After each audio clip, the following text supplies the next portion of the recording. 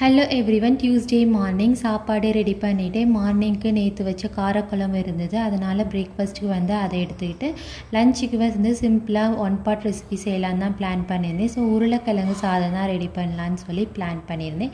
So உருளைக்கிழங்கை cut பண்ணிவிட்டு ஒரு கடாயில் 2 டேபிள் ஸ்பூன் வந்து எண்ணெய் ஊற்றிட்டு கடுகு, உளுந்தம்பருப்பு, கொஞ்சம் போல் சீரகம், கருவேப்பிலை, அப்புறம் பெரிய வெங்காயம் குட்டி குட்டியாக சாப் பண்ணது சேர்த்துட்டு ஆஃப் சைஸ் தக்காளி சேர்த்துக்கலாம்.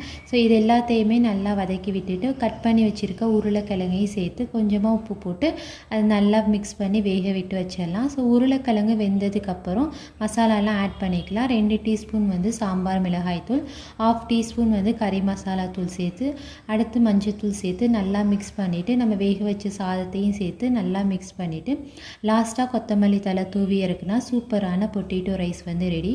நீங்களும் வீட்டில் ட்ரை பண்ணி பாருங்கள். பசங்களும் விரும்பி சாப்பிடுவாங்க. தேங்க்ஸ் ஃபார் வாட்சிங்.